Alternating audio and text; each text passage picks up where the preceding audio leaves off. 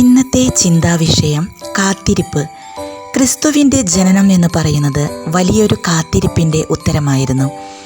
പ്രവാചകന്മാരുടെയും രാജാക്കന്മാരുടെയും വിശുദ്ധരായ ജനതയുടെയും ദൈവജനതയുടെയും വലിയൊരു കാത്തിരിപ്പിൻ്റെയും പ്രാർത്ഥനയുടെയും പ്രതിഫലനമായിരുന്നു യേശുക്രിസ്തുവിൻ്റെ ജനനം.